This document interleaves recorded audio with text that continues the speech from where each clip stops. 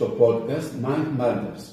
Σε αυτό το επεισόδιο εξερευνούμε πώς μπορούμε να καλλιεργήσουμε τη συναισθηματική ανθεκτικότητα, την ασφάλεια και την ψυχική ευεξία των παιδιών από τις πρώτες τάξεις του Δημοτικού Σχολείου. Σήμερα μαζί μας έχουμε την κυρία Κάρλα Βλάσκο, διδάκτορα στην τέχνη και στην εκπαίδευση και εικαστικό στο 10ο Πειραματικό Δημοτικό Σχολείο Καστοριάς.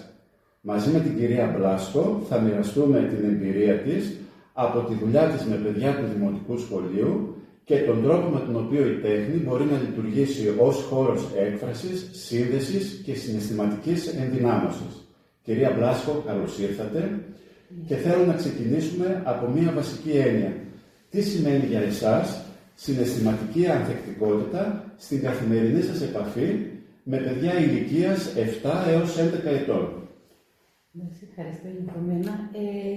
Η συναισθηματική ανθεκτικότητα, συγγνώμη γιατί κάποτε λέω κάτι λέξεις που είμαι ξένη, μέσα σε αυτή την ηλικία είναι η ικανότητα να αναγνωρίσουν τι νιώθουν, να διαχειρίσουν την υποστήριξη και να το μετατρέψουν σε μάθηση και δράση μέσα στην καθημερινότητα στις τάξεις μας.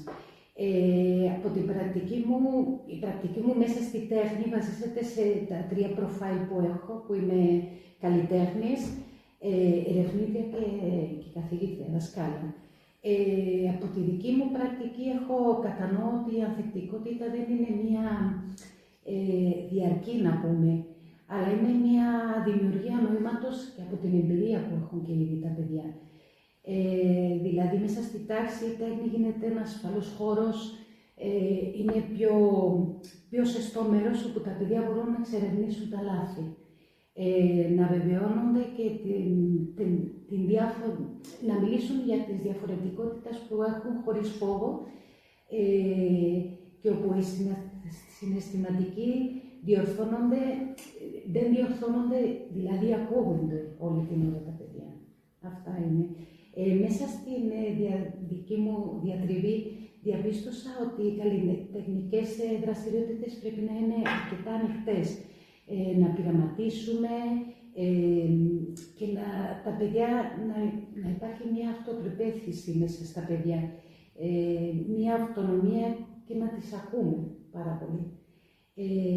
Η ανθεκτικότητα λοιπόν είναι η μάθηση να κατανοούμε σε αυτό που μας συμβαίνει, να ασχολούμαστε μέσα σε αυτά και να μετατρέψουμε σε μορφή έκφρασης που είναι το χώρο που είναι έξω, το κόσμο που έχουν έξω και να μετατρέπεται μέσα στο σχολείο, γιατί το σχολείο στο κάτω-κάτω είναι μια κοινότητα.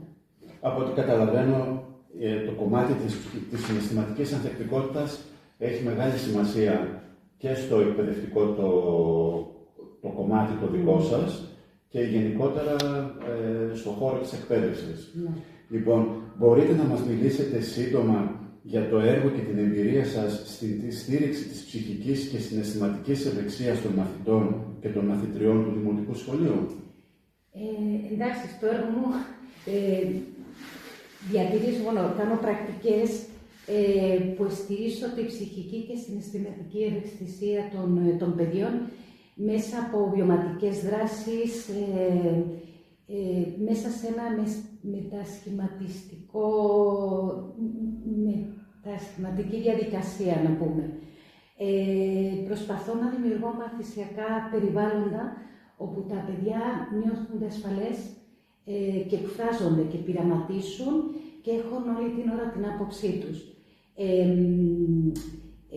Μέσα σε αυτά είναι δραστηριότητες που περιέχει όχι μόνο να σχεδιάσω, να είναι το σώμα, να υπάρχουν όλα τα υλικά που μπορούμε να βρίσκουμε μέσα σε ανακυκλωμένα υλικά, περιβάλλον, να μπαίνει μέσα το περιβάλλον, ώστε η τέχνη να μην λειτουργεί μόνο ως μάθημα, να λειτουργεί η τέχνη ως μια γεννήτρια γνώσης. Γιατί στο κάτω-κάτω έτσι είναι. Η τέχνη δεν είναι μόνο μια τεχνική, είναι μια γεννήτρια που μετατρέπει η γνώση μέσα στα παιδιά. Ώστε έτσι προσπαθώ να τα κάνω στις δράσεις μου. Πολύ ενδιαφέροντα όλα αυτά που μας λέτε και είναι πολύ σημαντικό να βλέπουμε πώς η θεωρία και η πρακτική συναντιούνται καθημερινά μέσα στην τάξη. Έχετε το θεωρητικό υπόβαθρο από τις σπουδές σας και το μετατρέπετε σε εμπειρία και σε πράξη μέσα στην τάξη. Τι σας ενέπνευσε να αναπτύξετε ή να εφαρμόσετε αυτή την προσέγγιση? Πρώτα απ' όλα ότι είμαι μαμά.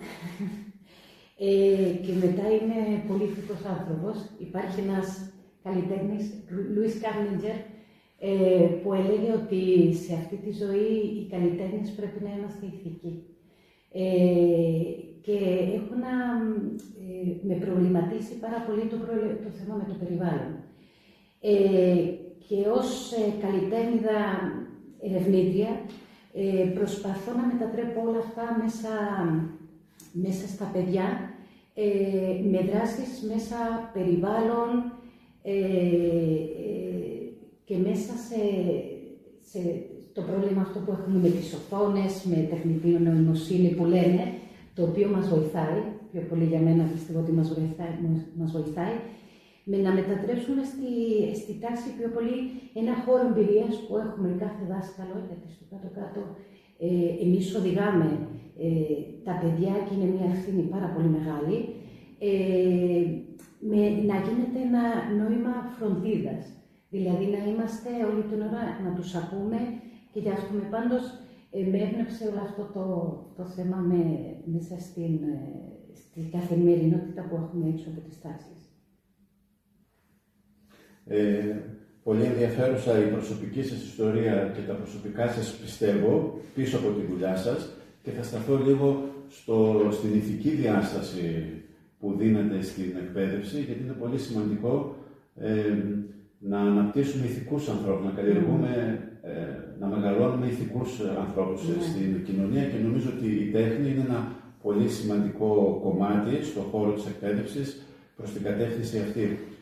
Μπορείτε να μοιραστείτε μια δραστηριότητα ή προσέγγιση που βοηθάει τα παιδιά να διαχειρίζονται τα συναισθήματά τους ή το άγχος τους? Ναι. Χρησιμοποιώ διαφορετικές δραστηριότητες, αλλά μία συχνά είναι να κάνω συναισθηματικούς χάρτες, δηλαδή να χρησιμοποιώ σαν την καρτογράφηση, σαν μεθοδολογία, προκαλώντας τα παιδιά, μπορούμε να επιλέγουμε πυλό, χαρτί, ύφασμα, φυσικά αντικείμενα, δηλαδή αντικείμενα που μας έρχονται από τη φύση. Και εκείνη την στιγμή, δηλαδή δεν πρόκειται μόνο ένα σχεδιασμό συναισθημάτων, για να δώσουμε σώμα, βάρος και υφή και ρυθμό μέσα σε όλο αυτό.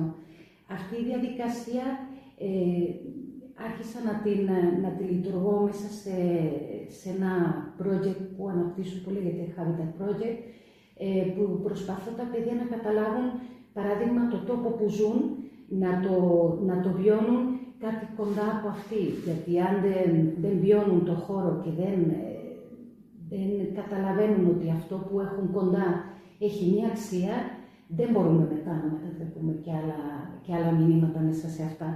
Αλλά προσπαθώ να κάνω πολλά project comic, η stop motion, που τα παιδιά ενθαρρύνονται να καταλαβαίνουν ότι υπάρχει μια κριτική σκέψη που πρέπει να αναπτύσσουν, υπάρχει μια ομαδική εργασία που πρέπει να καλλιεργούν και πάντα χωρίς φόβο και να καταλαβαίνουν ότι το λάθος δεν υπάρχει.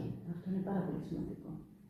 Είναι σημαντικό να νιώθουν τα παιδιά ασφαλή, συναισθηματικά ασφαλή σε ό,τι και αν κάνουν, έτσι ώστε να είναι περισσότερο απελευθερωμένα και κατά συνέπεια μάλλον περισσότερο δημιουργικά.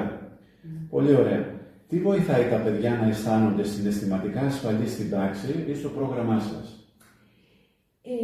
Πρώτα απ' όλα είναι αυτή τη μεθοδολογία project που μπορώ να τα αναπτύσσω με διαφορετικά προγράμματα που κάνω, είναι πολύ σημαντικό γιατί τους δίνεις από την αρχή οδηγίες. Τους λες, υπάρχει μέσα σε αυτό μια μικρή ασφάλεια ως προς τον δάσκαλο και ως προς τα παιδιά, γιατί μπορούν να ξέρουν μια διαδικασία που θα γίνει. Δεν θα γίνει μόνο σε μια μέρα, θα γίνει με διαφορετικές εβδομάδες, ώστε τη διάρκεια είναι σημαντική. Αυτή την καθοδήγηση από την αρχή και από την αρχή να τους πεις ότι παιδιά είναι και στα χέρια σας να αναπτύσσετε αυτό, μπορείτε να εκφράσουν την άποψή τους, να τα οδηγήσουν, να πούν όχι εγώ δεν θέλω αυτό, θέλω το άλλο. Μετά να υπάρχει ένα μικρό χώρο να παρουσιάσουν όλη την ώρα. Δηλαδή αυτοί που θέλουν να παρουσιάσουν, γιατί υπάρχουν κάποια παιδιά που δεν θέλουν να τα πούν, ώστε σιγά σιγά και αυτοί που δεν θέλουν να τα πούν παίρνουν την ενδυνάμωση να μπορούν να μιλήσουν μέσα σε ένα κρατήριο, να πούμε, ώστε αυτό από την αρχή να υπάρχει μια καθοδήγηση, αλλά αυτή να οδηγάνε στην ίδια ώρα παράλληλα είναι πάρα πολύ σημαντικό, για να καταλαβαίνουν ότι έχουν μια ευθύνη μέσα σε όλα αυτά. Και το αποτέλεσμα είναι πάντα καταπληκτικό, γιατί είμαστε όλοι, να πούμε, director από ένα θεατράκι. Ώστε πιστεύω και αυτά βοηθάνε αρκετά. Η ασφάλεια και η εμπιστοσύνη είναι Ναι. τα θεμέλια της μάθησης Ναι. και δίνεται πολλές ευκαιρίες στους μαθητές και συναισθηματικά να νιώσουν ασφαλή και να έχουν την ελευθερία που χρειάζονται για να συμμετέχουν στο μάθημα και να δημιουργούν. Ποιες πρακτικές βοηθούν τα παιδιά να αναλαμβάνουν ευθύνη για τη μάθηση ή τη συμπεριφορά τους? Εντάξει, κανονικά συμβαίνει, ακολουθεί αυτό που είπα και πριν, συμβαίνει ότι πρέπει τα παιδιά να αισθάνονται ότι μπορούν, ακούγεται η φωνή τους μέσα σε αυτά και να υπάρχει ένα νόημα μέσα σε όλα αυτά που κάνουν, να λύσουν τα προβλήματα, να εκφράσονται ως ομάδα. Όλη την ώρα ό,τι έχει σχέση με ομαδική εργασία είναι πάρα πολύ σημαντικό. Μέσα σε η εκπαίδευση που έχουμε όλη την ώρα το θρανείο που προσπαθούμε ή να τους βάλουμε δίπλα ή κάποτε όταν κάποιος δεν είναι πιο ζωηρός θα το βάλουμε ένα. Έχω καταλάβει ότι όταν η δασκάλα γενικά κάνει αυτό το κύκλο που κάθε παιδί βλέπει τον άλλον και υπάρχει μία έκφραση ομαδική, να πούμε, αυτό βοηθάει πάρα πολύ τα παιδιά. Και εντάξει, και διαφορετικές άλλες μεθοδολογίες που μπορούμε να αναπτύσσουμε, που ήδη είπα, μέσα σε όλα αυτά. Ο παιδευτικός πρέπει να είναι πανταχού παρόν μέσα στην τάξη, να Ναι, έχει ποικιλία εργαλείων και ο ίδιος, σε σχέση που είναι πάρα πολύ κουραστικό, να υπάρχει όλη την ώρα μια ανατροφοδότηση με τους άλλους εκπαιδευτικούς που υπάρχουν στο σχολείο, να υπάρχει δηλαδή και ο ίδιος ο δάσκαλος να επιμορφώνεται όλη την ώρα. Το οποίο εντάξει είναι και κουραστικό, αλλά χρειάζεται, γιατί η καθημερινότητα τώρα έχει αλλάξει πάρα πολύ. Επομένως, είναι πολύ σημαντικό ο δάσκαλος πέρα από τις τεχνικές, τις μεθόδους, να γνωρίζει και τα ψηφιακά εργαλεία, τα σύγχρονα ψηφιακά εργαλεία, να εξασκεί τους μαθητές στη χρήση τέτοιων εργαλείων, στην επίλυση προβλημάτων και όλα αυτά μαζί τους βοηθούν να χτίζουν τη συναισθηματική τους ανθεκτικότητα. Κλείνοντας, τι θα θέλατε να θυμούνται οι ακροατές μας σχετικά με την καλλιέργεια της συναισθηματικής ανθεκτικότητας και της υπευθυνότητας στα παιδιά? Πιστεύω ότι τα πιο σημαντικά. Για εμένα το πιο σημαντικό είναι να καταλάβουν οι γονείς, οι ακροατές, ότι δεν μπορούμε να διδάσκουμε μέσα σε κανόνες όλη την ώρα. Υπάρχει μια εμπειρία μέσα των παιδιών και σε εμάς, που πρέπει να υπάρχει ένα διάλογο συνέχεια όλη την ώρα. Δηλαδή ότι πρέπει να υπάρχουν κανόνες, πρέπει να υπάρχουν, αλλά όχι με τον τρόπο όπως το αναπτύσσουμε στα τελευταία τα χρόνια και να τους δώσουμε μια ελευθερία ότι όλα μπορούν να τα κάνουν. Δηλαδή να μην υπάρχει το φόβο ότι μπορώ να κάνω λάθη. Και τα λάθη χρειάζονται. Με τα λάθη οργανώνεις διαφορετικά τα πράγματα. Αν δεν υπάρχει λάθος, πώς μαθαίνεις? Δηλαδή και τα παιδιά να καταλάβουν.